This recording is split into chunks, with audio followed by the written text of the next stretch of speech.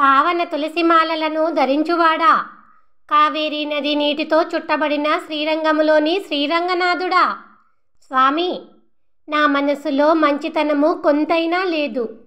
నా నోటి నుండి ఒక్క మధురమైన మాట కూడా ఇంతవరకు రాలేదు. కోపముతో ప్రవర్తిస్తూ ఎదుటివారిని బాధ పెడుతూ తిరుగుతున్న నన్ను మార్చి నీ భక్తుడిగా చేసుకోవయ్యా. శ్రీరంగనాథ, స్వామి, తపస్సు చేసేవారిలో నేను లేను, ధనవంతులలో నేను లేను, నా బంధువులకు మంచి ఆప్తుడను కాలేకపోయాను. పనికి మాలిన వాడినై దొండపండు వంటి ఎర్రని పెదవుల స్త్రీల వెనక పడుతూ తెలియని తప్పులు చేస్తూ ఆఖరికి దొంగను కూడా అయితిని. తుమ్మెదలు కమ్మగా పాడుతూ గుంపులు గుంపులుగా తిరిగే విశాలమైన పూల తోటల శ్రీరంగంలో కారుమబ్బుల మెరుపు కాంతితో కొలువై ఉన్న వత్సలుడా, ఓ భక్త సులభుడా, మానవత్వమే లేని వాడినై నీ వద్దకు వచ్చిన నేను నిన్ను ఏ విధముగా పూజించాలో తెలియని పనికి మాలిన వాడినయ్యాను స్వామి. స్వామి శ్రీరంగనాథ, నల్లని కొప్పుల స్త్రీలకు లోబడి మోసపూరితుడను అయిన నేను ప్రవర్తన తప్పి అబద్ధములాడుతూ తిరుగుతూ అన్ని విధములా అయోగ్యుడను అయితిని. ఇప్పుడు నిజమేమిటో తెలుసుకుని నువ్వు దయ తెలుస్తావు అనే ఒకే ఒక ఆశతో నీ వద్దకు వచ్చి నిలుచున్నాను.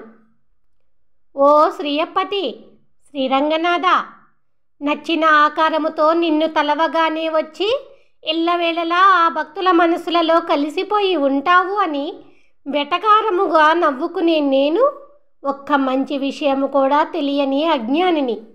ఇప్పుడు నా తప్పు తెలుసుకుని సిగ్గుపడుతున్నాను. నన్ను నీ భక్తుడిగా చేసుకోవయ్యా.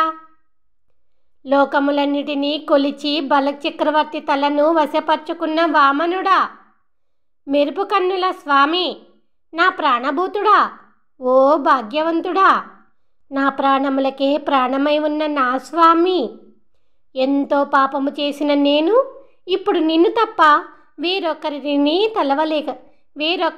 తలవలేకపోతున్నాను. జగత్కారణుడా, స్వామి, శ్రీరంగనాథుడా అని నిన్నే పిలుస్తున్నానయ్యా.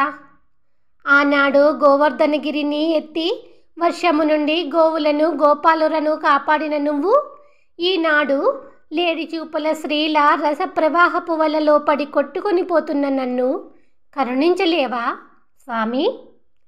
కదులుతున్న కావేరీ నీటితో చుట్టిన శ్రీరంగమున అతిశయమైన మెరుపు కాంతితో ప్రకాశించే నా స్వామి, తల్లిదండ్రుల వలె ఉపకారము చెయ్యమని అడుగుతున్న నన్ను చూసి, అయ్యో, ఈ అబ్బాయి అడుగుతున్నాడు, మంచివాడు, దయచూపాలి అని వెంటనే నువ్వు కరుణిస్తావు అని అనుకున్నా.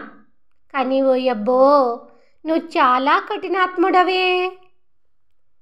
కావేరీ నీటితో చుట్టిన శ్రీరంగనాథ, ఈ బాహ్య ప్రపంచములోని భోగభాగ్యములను వదిలిపెట్టి ఆత్మ యొక్క ధర్మమును తెలుసుకుని నీ సేవయే పరమ పురుషార్థము అని అర్థము చేసుకుని ఈ పంచేంద్రియములను నిగ్రహించి ఉపాయముతో పూర్వజన్మ పాపములను తొలగించుకుంటూ మోక్షమును పొంది నీ పరమపద వైకుంఠపు వాకిటిలోకి వచ్చే భక్తులను చూసి నువ్వు చాలా ఆనందిస్తావట కదా.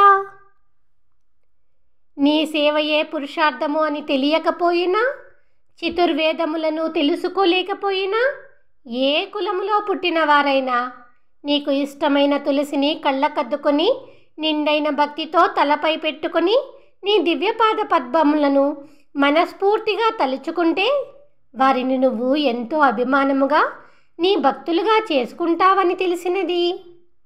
ఓ శ్రీయప్పతి, ఓ శ్రీరంగనాథ, నిండు భక్తితో తలుచుకుంటూ వెలిగే నిన్ను మనసులో నిలుపుకోగలిగితే చెప్పలేనంత క్రూర పాపములైనా పోతాయి అని నాకు తెలిసినది. బ్రహ్మాది దేవతలకే తెలియరాని పరమపదనాథుడా, తేనె వంటి దివ్య ఔషధమా, తులసిమాలలను ధరించువాడా అని అంటూ ఎదుటివారిని బాధపెట్టి చంపేవారు కూడా నీ ప్రసాదమును స్వీకరించిన చాలు వారు పరమపావనులుగా మారుతారు అని కూడా నాకు తెలిసినది.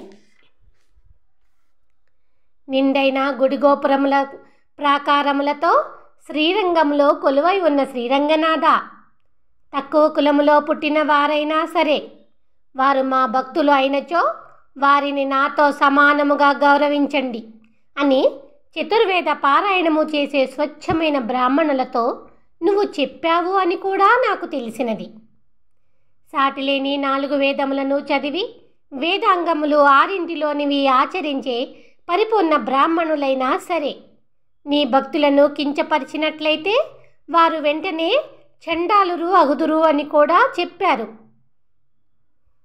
ఎన్నో యుగముల నుండి తపస్సు చేస్తూ నీ గురించి ఎదురు చూసే ఋషులు, మునులు, గంగను జడలో ధరించిన శివుడు, బ్రహ్మదేవుడు, దేవతలందరూ ఆశ్చర్యపడినట్లుగా గజేంద్రుడు పిలిచిన ఒక చిన్న పిలుపుకే వచ్చి రక్షించి అనుగ్రహించిన ఓ నిర్దయుడా, నిన్ను చేరడానికి సులభమైన మార్గమును తెలుపవయ్యా. తెల్లని అందమైన మేడలున్న మధురా నగరములో కంసుడి మదించిన ఏనుగును చంపిన శ్రీకృష్ణుడు శ్రీరంగములో శ్రీరంగనాథుడుగా కొలువై ఉండగా తులసి మాలలతో పాటు తొండరొడిపడి ఆళ్వార్ అనే విప్రనారాయణ సమర్పించుకున్న ఈ చిన్న పదముల కవిత్వము అంటే ఆ శ్రీరంగనాథుడికి చాలా చాలా ఇష్టము.